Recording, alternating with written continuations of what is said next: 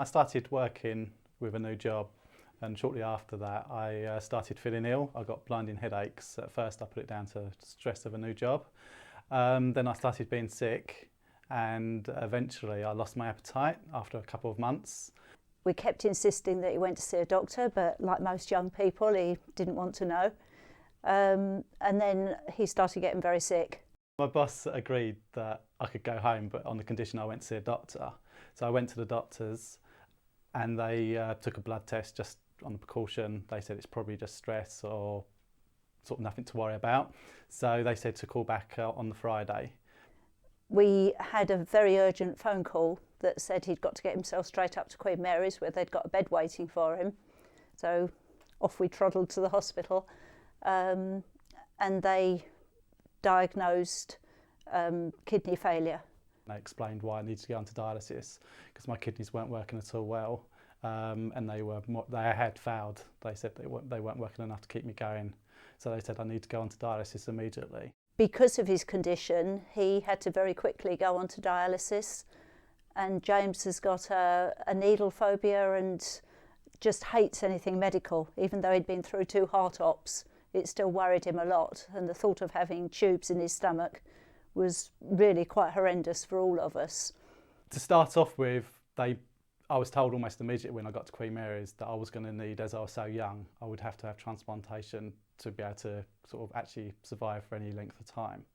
So I knew the end game was going to be transplantation, and I didn't really know much about transplantation at all at that stage. Either a living donor, which I hadn't actually heard of. I've heard of people carrying cards, etc. But I didn't realise that you could actually give a kidney from a live person. And I decided straight away that if I could help him, then that's what I wanted to do. The actual doctor then came to me and said, "Have you ever heard of living donor transplantation?" And I'd said no. So he explained how it works, and then he said, "Do you think anyone in your family would be willing to do that?" So I obviously then said that you need to speak to my parents. And my mum and dad actually went off and spoke to the transplant nurse, the living donor transplant nurse, and she explained it all to my parents. And then my mum came back, and we obviously had a long discussion, and she said that I want to do this, I want to donate a kidney to you. I think we were all willing to listen and see if we were suitable. The hospital really wanted one person to put themselves forward, and as my husband's a little overweight, my daughter events with her horses, so that was quite dangerous for her to think about donating a kidney in case she came off a horse and damaged her other kidney. So I was the obvious one, really. I was obviously concerned. I obviously wanted it to go ahead because I felt that would be the best choice for me, but I didn't really want to pressure her into it. She was more or less saying to me, "I definitely want to do this for you." She said, "I'm your mum. I'm your mum, so like, I want to do this for you and my son." I was more concerned for my dad, if I'm honest, because he can't cope with medical situations. I knew that obviously my mum and I would be both going through a serious operation at the same time. So my mum more or less convinced me that she didn't really care about the operation.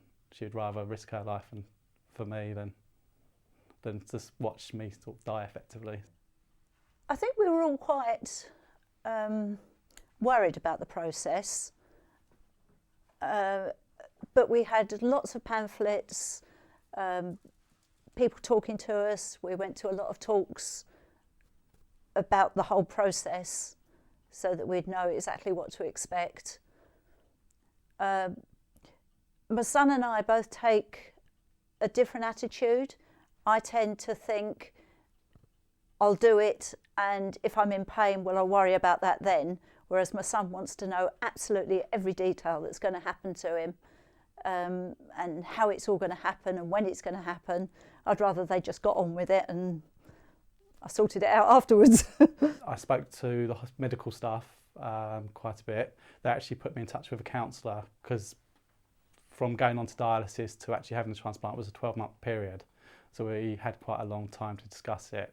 So I had a few months with a counsellor, and we sort of went through, because obviously the whole shock of the kidneys packing up and then having to deal with the transplantation. Obviously, any operation, there's a slight risk, but I wasn't going to be the one dealing with that. I did feel very sorry for my husband because he had both myself and my son going into quite a major operation at the same time, and my daughter, of course, as well. But from my point of view, no, I wasn't really worried. The information I found most useful was the actual transplant talks by the patient, and then obviously you can actually ask the patient, and you actually tend to believe the patient a lot more, because although however good the doctor is and they say it's not going to hurt, you never believe a doctor because he's never actually been through the process. So actually seeing a patient, seeing a scar, seeing the lump of the kidney, being able to talk to them and knowing they've been through it and they've actually survived, and then being able to ask all the kind of questions in private with them which you don't really want to ask the doctors, that all very much helps. It was in the early days of keyhole, and I did express an interest in doing keyhole surgery, but I had an extra vein, I think it was, and they advised me that it would be better to do the traditional way. And at my age, I wasn't worried about a scar at all. So I decided that, on the advice of the doctors, that that's what I'd do. Everything was explained in great detail,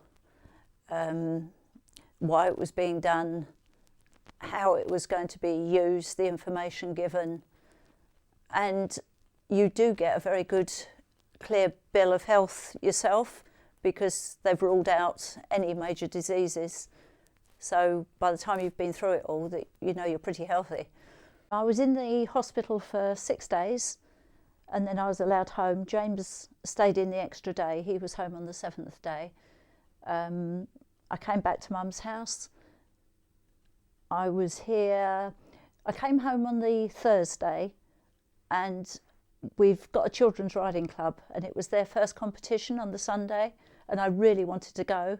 And one of our ladies is a doctor, so she came to pick me up here, took me there for the day. I had a beautiful day, watched the team ride and everything, and then she brought me back here in the evening.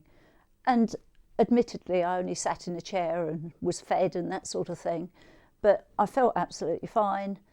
I was here for about 2 weeks, and then just slowly started getting back into going to work. I could feel a sort of dragging feel when I'd done enough, so then I used to just sit down, and when I felt better I'd get up and do a bit more. I think we're very much closer now. Definitely is a stronger bond there, and I'm obviously very grateful for everything she's done. She put her life on the line for me. I'm never going to forget that.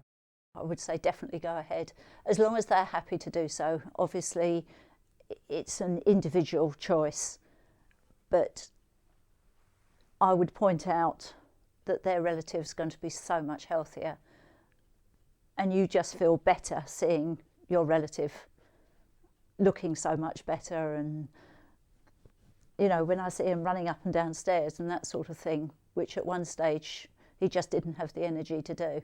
The transplant has given me a second chance at life. I feel I'm very confident, much more confident now than I was before, because I feel I can deal with any situation, because that renal condition is one of the most difficult and ongoing medical conditions. So I've convinced myself if I can deal with that, I can deal with anything in life. You're not going into this to get better, you're going into it to get somebody else better. And I was also told that there was a slight chance that it wouldn't work and how I'd feel then. But I was going to lose a kidney whatever, so if it didn't work, it still wouldn't matter to me. Obviously it would make a great deal of difference to James, and we would have had to have accepted that had it happened. But it didn't. I think it's the best thing you could do. You're saving someone's life, and the link and the improvement in the relationship between donor and recipient is amazing.